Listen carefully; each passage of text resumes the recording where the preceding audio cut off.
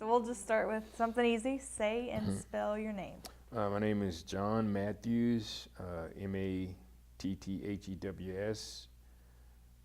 first name John, and I'm John D. Matthews. That's it. Are you a junior or a third? I'm a junior. Or a junior? Okay, I know that we have several people in our database with that same name, and I wanted to see which one you were. Yes, ma'am. I'm junior. Fair enough. Where did you grow up? San Antonio, Texas. Oh yeah. We spent first 10 years, 11 years there. Then we moved up here. My father got a job with the Federal Aviation Administration, and came home and told us we're going to be moving to Lafayette, Louisiana. It was like, what? Where is that at? Yeah. So, so we spent a youth in San Antonio. What was it like in the younger years, at least? Oh, San Antonio was it's like another world. I mean, back in that time, it was so, you can think about, we could stay out on the street till, sometimes we could be out there till 11 o'clock at night. And it was nothing, it was no problem. It's just kids in the street, and in those days, we'd go outside and play, and it was no problem. It was safe. It was just like a different, almost like you have to almost ask yourself, was that real? But yeah, it was. It was just a safer time, more peaceful time, and it was lovely for kids like us. Yeah. So you were about 10 or so whenever you moved to Lafayette. Yeah. So what does a 10-year-old think about Lafayette coming from Texas? I kept getting, why do y'all talk so funny? And it was like, we talk funny, and then they, like, why do y'all say Benoit instead of Benoit? I said, 'cause that's what it is. Why do y'all say David instead of David? Or a Chapelai was at your Fletcher, and Bro Bridge was Briox Bridge. So, they would keep, getting at us about, why do y'all talk so funny? And so it was like, and the schools were different. It was, that took some getting used to.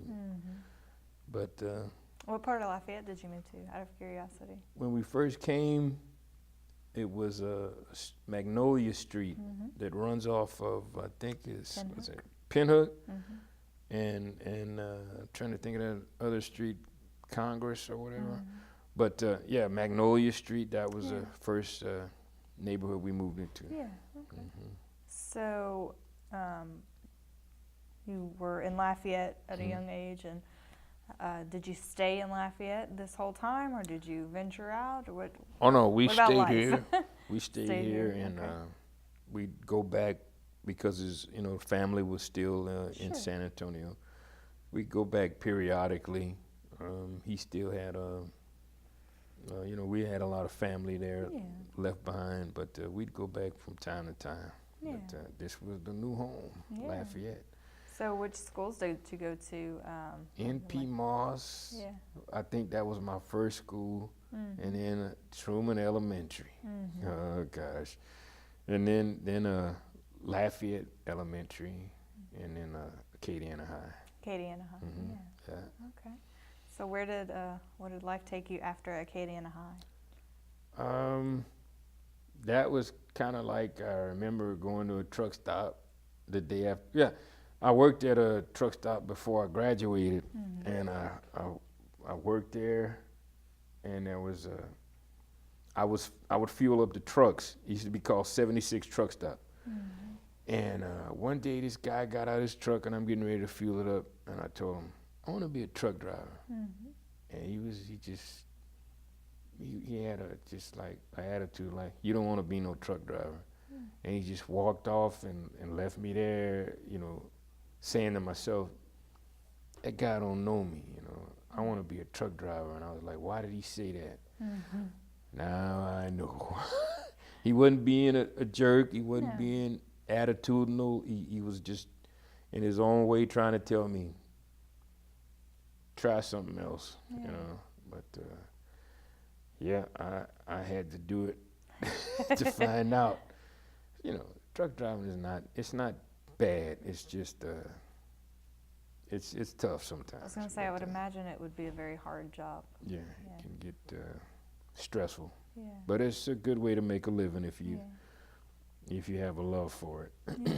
How long did you do that for then? Still doing it. Oh, okay. Okay. I wasn't Yeah. sure the way you were. Well, no, right after high school, that was like 79. I didn't get it into, well, actually, 1980. Started driving trucks, and then had like a year or two of warehouse work, and and that played out, and I went back to truck driving. Pretty much stayed in it all this So time. you're a pro. Yeah. Yeah.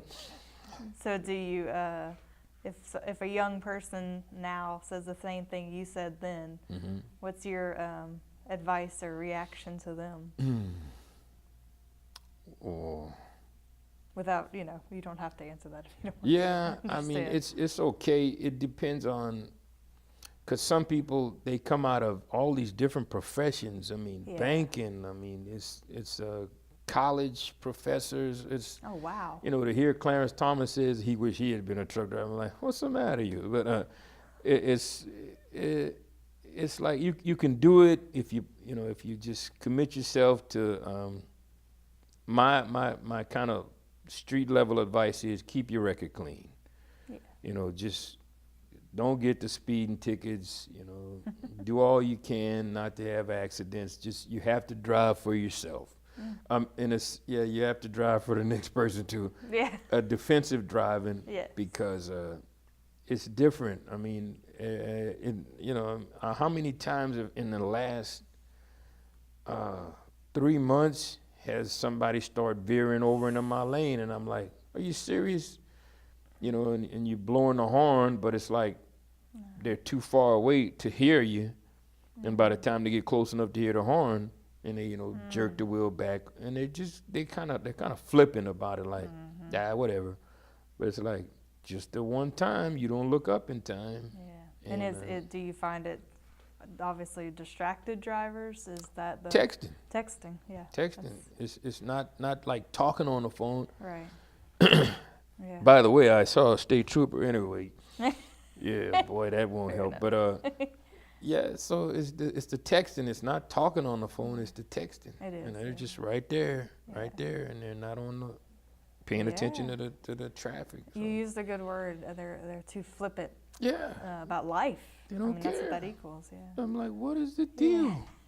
But to go back to your career, there's always something a little bit magical about being, and this is from an outsider's perspective who is not a truck driver, but someone who loves to travel, but that there's just almost something magical about life on the road, It is. I know it's a hard life, but I had some good times out there. I mean, in my first long haul job,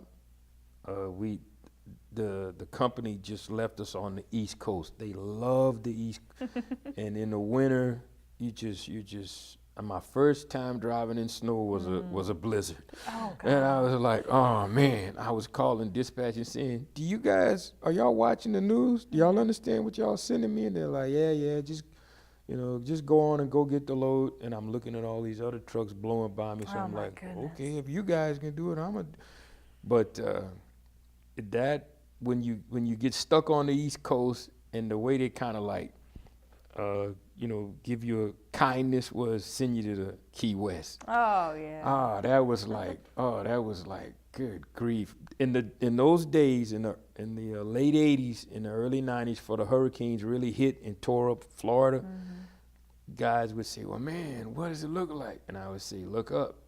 And they, look up and the sky is blue. I say, "That's the color of the water." Wow. I say, "See the clouds?" And they say, "Yeah."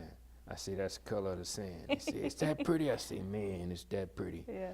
And getting away from pretty places like Key West, and then the stress levels of being sent up into Chicago, New York. New York was like, the best view of New York was in the rear view. Oh no. It's like, it's all the gears this truck got. But it was an experience. It made you, and the food, I see why people come down to the South to eat. Okay. Because the food up there was like, what? It was no spice. And but yeah, it made you appreciate the South. It made you appreciate living in the South. Was just trying. Not that it's nothing wrong with the North and all and the West Coast and all that, but it's just you love coming back home. Love it. It's not home. Yep. Mm-hmm. All right. Well, let's talk about AOC for just a second, Mm-hmm. and we'll go back to you. Okay. But tell me how you first got involved with AOC. Well, my father, back about, I would say 20 years, maybe better than 20 years, he had a program on AOC. He's a pastor of a church, and he had a program, and he was consistent. When we first came to Louisiana, a few years passed, and then he started a radio broadcast on KPL, which was kind of like, it didn't make sense at the time because it was a religious program on KPL. At the time, that was like jazz. And so they were like, well, why don't you go to a Christian station? But his idea was, I'm bringing a gospel message to the unchurched, to the people who never hear it, And then he got into AOC, and back in the day, AOC was some tough producers and button heads with a lot of controversial figures, but he would speak his faith and his belief, but he would stay with the scriptures. He'd try to stay out of the emotionalism and stay out of philosophy in the sense of and just stay with the scriptures. Don't try to beat up people with a lot of other things. Just stick with what's written. And he would do it in a very honorable, dignified way. And when he got older, when my mother passed away, he just kind of lost interest and pulled back, not in being a minister of the gospel, but it broke his heart. Yeah. And so there's been a lot of years, a big gap of time that the message that our church tries to share with the community has been absent. Yeah. And it's like, okay, and I'm looking around like, okay, when is somebody gonna do something? Is somebody gonna do something? And it's like, okay, I gotta try, And the thing that frustrates some of the staff is like, this guy doesn't know how to work computers. He's driving me crazy. But they're patient. And they try. And I know a few people in the church that are good with computers, but their schedule's so busy, so it kind of falls back on me.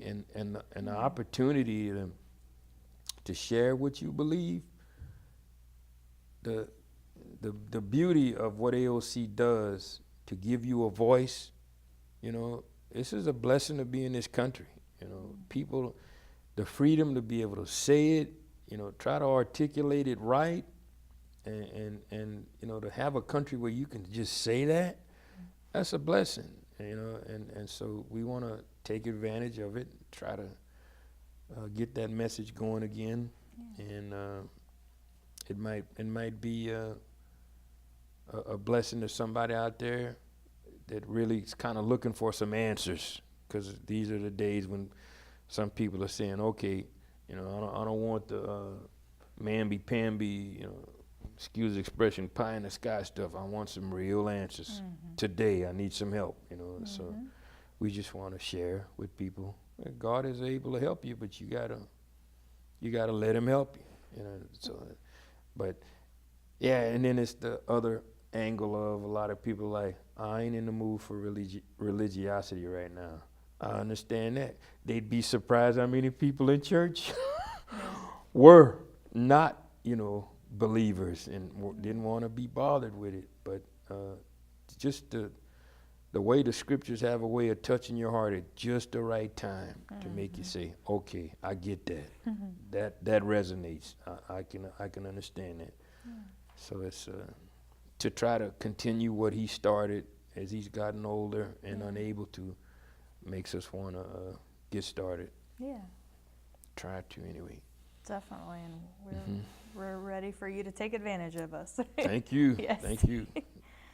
So what, since your history goes back so far, I guess you would be much younger, but what was your first impression of AOC then?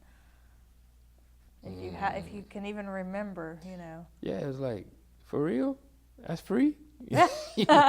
Because we used to have a lot of Christians on radio, and but you know, of course, you got to pay. Oh, okay. But to give somebody a chance to express themselves without those fees, I mean, and the sponsor, you got to go find sponsors, and you gotta do benefits to kind of keep the money coming in to do the program, and it's like they give you access to that audience for free. It's like, wait a minute, you know, we ought to take advantage of this. So it's and it was I don't remember too many cities where I saw that, and that was kind of shocking because we coming from a big city, San Antonio, moving into Lafayette, you wouldn't think that a small town would, at that time in the 71, 72. Well, I mean, that's not when AOC was on, but I mean in the early 80s or whatever, it wasn't something we were familiar with. Sure. And then once he started to do it, people from different parts of the country would say, I saw you on TV. And he's like, what are you talking about? I live in Lafayette. But I think he kind of knows Mr. Ed. Got to know him pretty good, and they were explaining, we'll take your tape and we give it to different affiliates in different places, and sometimes they might share it in different regions. So it was like, okay. So it was... It was YouTube before YouTube. Yes, that's right. That's right. Too funny. Yeah.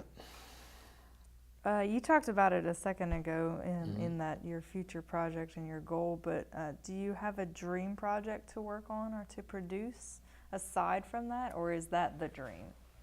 Yeah, some little ideas of little plays, theatrical plays. The more I kind of look into the scriptures, Apostle Paul was a fascinating individual. How he lost his life just doing the right thing, fighting for the right thing, but all of his options, no matter what you do, you just keep getting pushed into the wrong. He lost his life over things where people should have been able to say, this guy is innocent, let him out of here, and there's this place in life where you have to make a choice. Okay, I can just be quiet and be safe, and everything will be good for me. Sure. But then you have to say, okay, this is what's right. It's gonna cost me. And the blessing of this country, I hear a lot of people complaining about America ain't this and America ain't that, but one of the blessings that we enjoy is because some people said, I'm gonna have to make a sacrifice, and this is gonna cost me, but it's worth it if I want to do what's right. Something came to me the other day. It ain't easy to do the right thing. It's just not easy. So, like the play that I would like to, it's just a thought, but just his trial, how he would be interviewed by these members of the state that would review his case, and his eloquence, his way of trying to get these men to see. Because, they thought, you crazy, you mad, you've been studying too much and there's something wrong with you, man. And Paul would say, I'm not mad, And so a lot of times people still kind of throw that at Christians. Yeah. You guys you're off the rocker, you know. But if they'll listen and read it with understanding, which brings about the other problem, a lot of churches aren't really teaching what's written. They're just into give a sacrifice of faith, you know, ring the offering plate.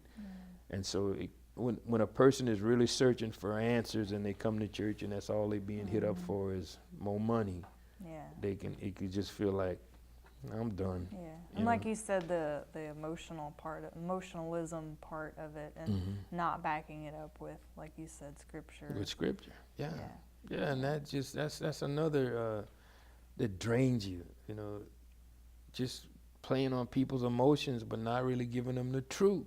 Yeah. So people are all hyped up, but they don't know the gold, the beauty of the scripture that can really, that's what kept me from being a statistic.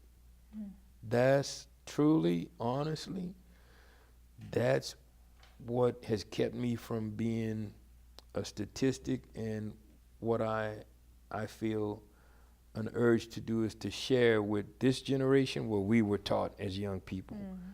And yeah, that's gonna make some people uncomfortable, but they have a right to know. They have a right to know the truth. Truth is not, you know, for only certain people. It's for everybody.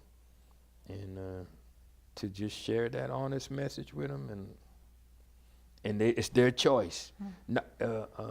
Yeah, see, that's another beautiful thing about Apostle Paul. He was struggling with his kinsmen because they were trying to bring back the Mosaic law after Christ had already died for our sins. And he was struggling to get them, y'all can't do this because Christ has paid the price. And so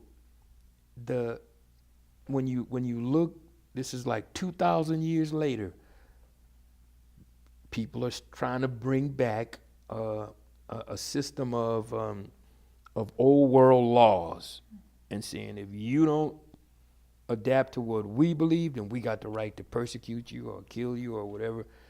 And if people just look at this book, Paul was trying to say, you can't do this. This is not what Christ intended. And so it's all these denominations and faiths, and if they'll just read the book, you know, that was what my brother would challenge me to. It's what he challenges me to do. Read the book. You know, and we go to church, you know, but do you read the book? Do you see what it says? So it's like, in our eyes, this struggle is still going on. You know, where people are trying to force what they want on you and not understanding Christ didn't come to do that. That's not what he died for, to leave us in that kind of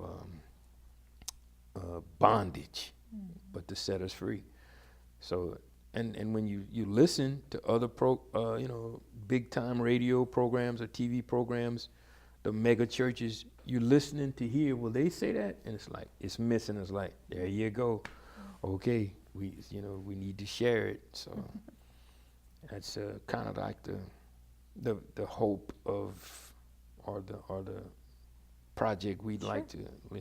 And I also see a great need for ladies, a panel of ladies to sit down and talk to the young ladies of today. Like the scripture kind of tells us, let the older women teach the younger women. That's not my job as a man. Don't know it.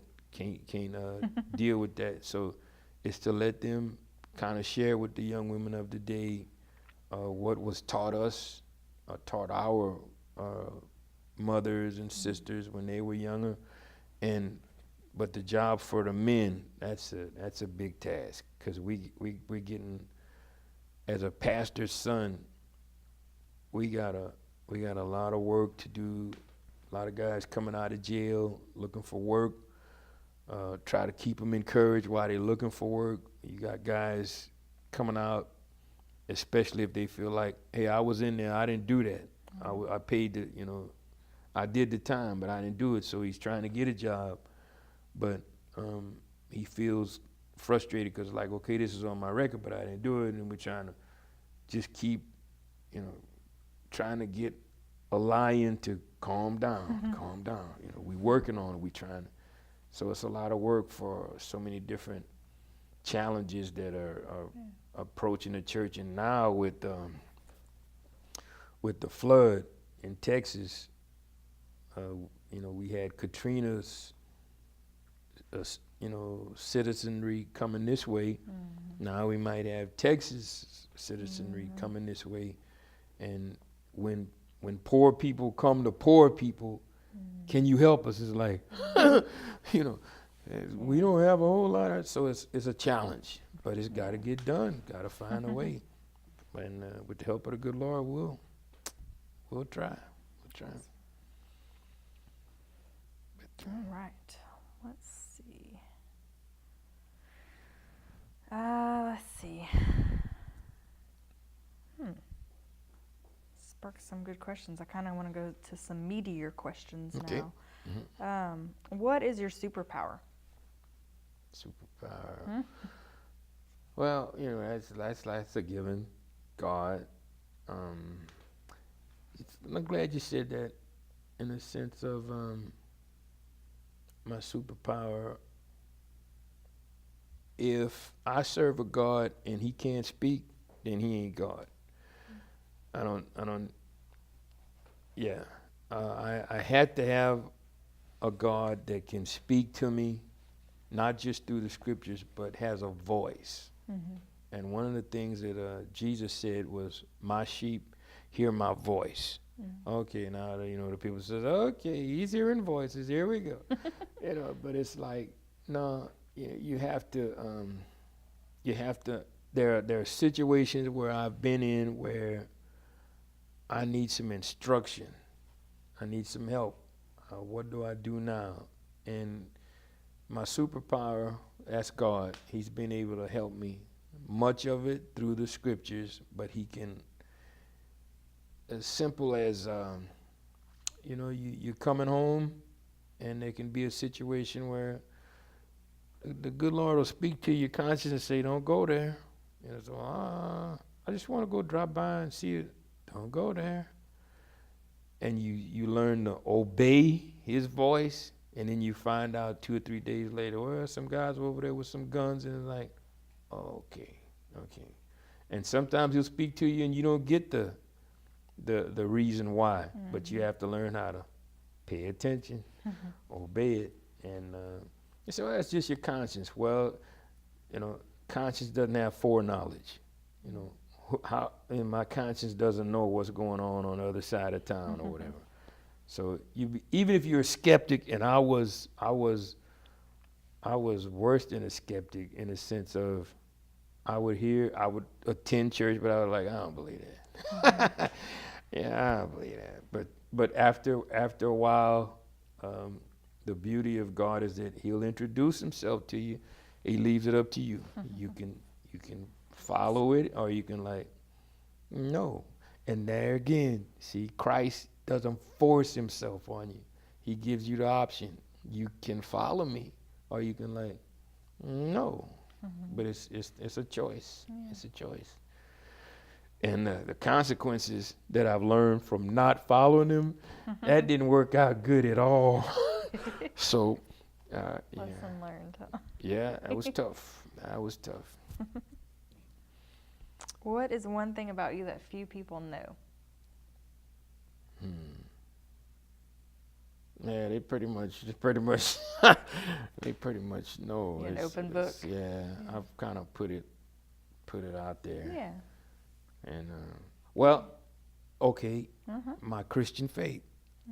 I haven't really shared, and that's kind of what convicts me sometimes. I haven't really been very sharing about my faith. I've just been very quiet.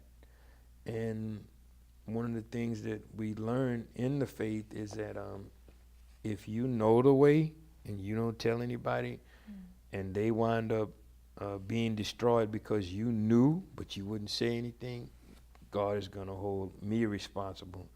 So I don't share because I want to be another talking head.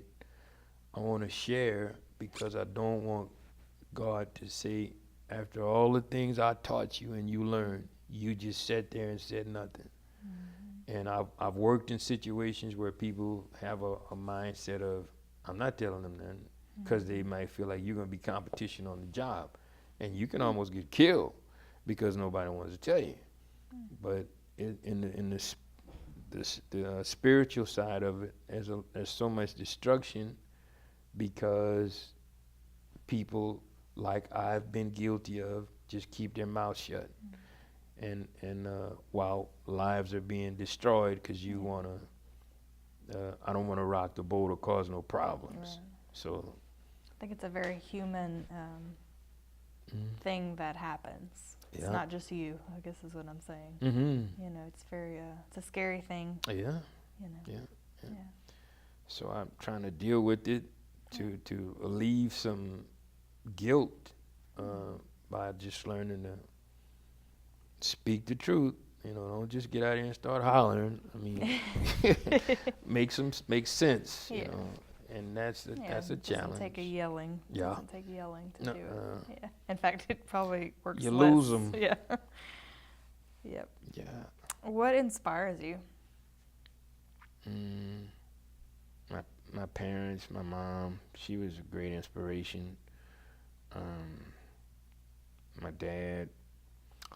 America inspires me. The forerunners. There's some tough people, man. To have. Sometimes you feel like life is hard. Like, you know, I was going through some things, and I can get inspiration from a lot of different things. I was going through some things, and I was feeling sorry for myself. Oh, life is so hard. And so I had to take a van load of ladies to a church meeting in Alexandria. So I'm driving them up, and I'm like, you know, these ladies are talking, and I'm like, oh man, you know, gotta hear these ladies talking about all this, and I'm like, I need to take care of my life. I don't want to, I'm stuck in a church van, you know. And they started to talk about some of the hard things they'd been through, and I was like, by the time I got to Alexandria, I was like, whoa, women have it hard. It was like the things they had to deal with, it just made me feel like, boy, you need to be quiet.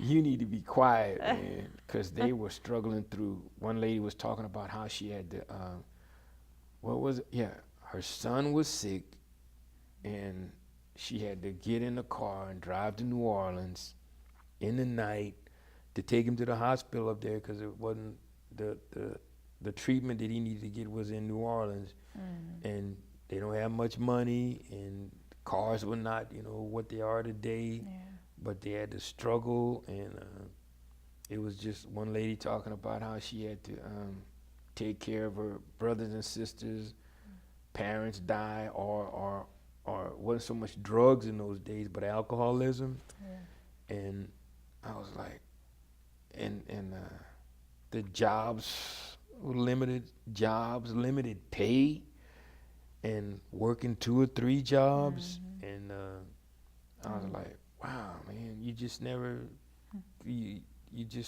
never realize how hard the ladies had it, and may still have it today. So it's like, okay, wow, man, stop feeling sorry for yourself, get it together. You know, heaven ain't for crybabies. You know, let's go. So I feel the same way about, you know, moms who go to school somehow, have kids, and work. And I'm like, you're Superwoman. Yeah. You know. Yeah, I got a video on my YouTube channel, the toughest job in the world, and so this guy's doing this fake interview with these people that's looking for this job, and he says, okay, you're gonna need to stay up 24 hours a day. You're gonna have to, you know, stay on your feet. Oh, by the way, you're not gonna get paid. Right. And it's like, so this one guy's like, what kind of ripoff is this? So then he finally says, it's about the mother. And I was like, oh, that's cold. Yeah. You know? So, yeah. Yeah. And it was, they can be inspiration to the degree that some of the hardest working people are the ones that you never hear about. And our first teachers, our moms. My father was preaching a message one time, and I was sitting in the audience, and he said, only a woman can perpetuate the image of God. And that was like one of those like freeze frame, you know, and it was when he talked about how that we as men give him so much trouble. And he would challenge us, you know. He would challenge the men of the church. You know, my mama told one sister that her husband was being domestic abuse, and she said, "Well, if you act like an animal, you got to put him in a cage." So I mean, they would the counsel that a pastor has to give is far beyond what people can imagine. And what goes on behind the doors of some churches, how they make it, TV guys can make it look so easy, but that's a rough job. Being a pastor, the counseling, and it's only God that could hold us together, because we would be running batty through the streets if it wasn't for faith and just the blessing of being in a country where you can practice your faith without somebody standing at the door with AK-47, getting ready to. So it's a blessing. We appreciate it. We want God to know it. We want others to know it. If they keep on thumbing, the negative, you'll never see the good. You'll never realize how blessed you are. That's true. But all right, one last question, if that's okay with you. Oh yeah. Describe yourself in 3 words. That's one. Trying, imperfect, and blessed, and just hopeful. That's 4 or whatever, but. Yeah. I mean, what's that word?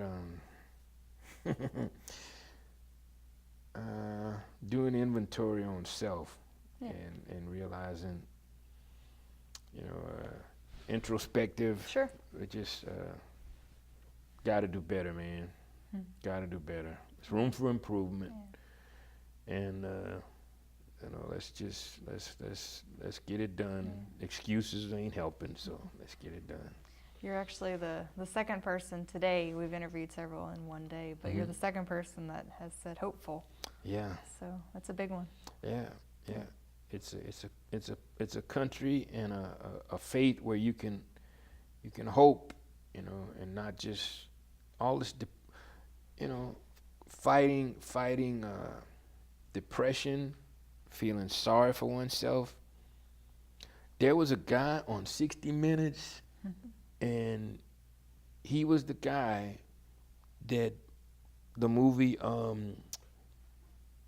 think it was Incredible Mind or something like that, was about. What's that guy? Russell Crowe did the movie. And part of they interviewed him, and he says, I begin to have delusions about my delusions, something along that line. Sure. And I kind of reduced it to, I begin to have doubts about my doubts. And you keep on bombarding yourself with your failures, or, what you could have done and should have done. And you keep on, giving in to depression. It's like a wine that you just keep on drinking from, the glass of sorrows, And then you're like, wait a minute. I gotta stop feeling sorry for myself. This ain't changing nothing, And and then you can. God has a way of kind of helping you to understand. Well, you didn't accomplish that, and you didn't accomplish that, but you didn't do this, And so I kind of think of the Titanic every now and then. You know, you can, when the ship is going down, you can sit there and like, man, this is a mess. Or you can get to the lifeboats. You know, it ain't gonna help by you feeling sorry for yourself. You got to get up and get to work, man. Do what you can. And so that's easy for me to say now, because there's some people going through some real suffering. Yeah. And but it's at the end of the day, I had to stop. Even when I just couldn't seem like I couldn't stop beating myself up. My father had some collections of an old preacher that had passed away by the name of Bishop Robert Clarence, Bishop R.C. Lawson. And when I would hear my father listen to those tapes of his sermons, I was like, oh man, this is so boring. Why didn't he put some music on? But when I got in a real bad place, I started to listen to those messages, and it was like that gave me the hope to, you know, God could help me where I couldn't help myself. And that was a beautiful part. One of the other things that drew me to love the Bible and to love the Word and to love God was when I couldn't help myself, He was there to help me, and nobody else could like He could. Sure. And I appreciate that. It's good information. Yes, ma'am. Good advice. Mm-hmm. You're done. Okay. You survived. Good job. I hope I'm scared to watch this. No. I'm scared to watch it. Don't be scared.